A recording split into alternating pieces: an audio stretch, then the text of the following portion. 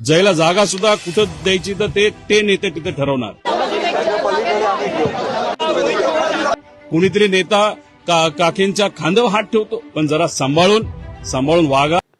अजित पवार यांच्या पत्नी सुनेत्रा पवार यांची पक्षाच्या राष्ट्रीय कार्याध्यक्षपदी निवड झाल्यानंतर आयोजित पत्रकार परिषदेत एक विचित्र प्रकार घडला.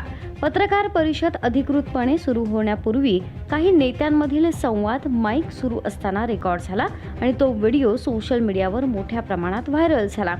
या व्हिडिओमध्ये काही वरिष्ठ नेते सुनेत्रा पवार यांना पत्रकारांच्या प्रश्नांपासून कसं दूर ठेवायचं याबाबत चर्चा करत असल्याचं दिसतं. प्रश्न घेऊ नका, बोलून झालं की लगेच उठा, पत्रकार प्रेशर करतील तेव्हा आम्ही उठवू, तसंच वहिनींची मनस्थिती नाहीये असं सांगू, अशा स्वरूपाचं संभाषण ऐकू येत आहे. या प्रकरणावर आमदार रोहित पवार यांनी तीव्र प्रतिक्रिया दिली आहे. सार्वजनिक कार्यक्रमात सुनेत्रा पवार यांच्याशी काही नेते ज्या पद्धतीनं वागतायत ते चुकीचं आहे. कुणी खांद्यावर हात ठेवतो, कुणी ओढतो, हे महाराष्ट्राच्या जनतेला योग्य वाटत नाही, अशा शब्दात आमदार रोहित पवार यांनी हल्ला चढवलाय. रोहित पवारांनी या 4 नेत्यांना इशारा दिला की जर कोणाला वाटत असेल की अजितदादांना कंट्रोल करता येत नव्हतं पण सुनेत्रा काकींना आपण कंट्रोल करू शकतो, तर ते भ्रमात आहेत.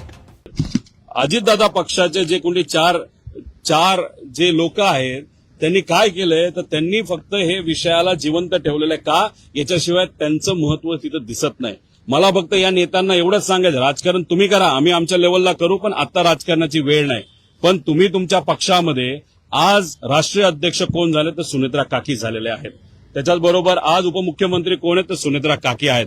त्यामुळे तिथं वागत असताना स्टेजवर आणि इतर गोष्टीमध्ये जरा सांभाळून वागा, कारण महाराष्ट्र तिथं बघतोय. एक तर महिलांचा आदर ठेवणं हे महत्वाचं आहे आणि दादांची वचक काय होती, दादांचं प्रेम कार्यकर्त्यांवर होतं, आमदारांवर होतं आणि महाराष्ट्रावर होतं.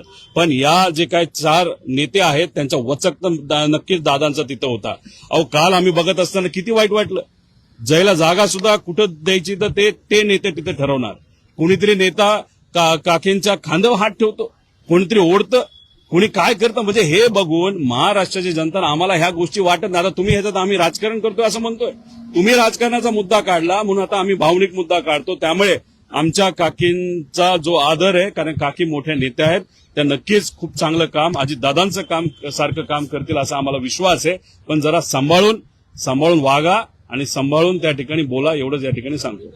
आणि एका महिला आमदारांनी ते बोलून दाखवलं, ते एका व्हिडिओवर आलं आणि ते लोकांपर्यंत पोहोचलं.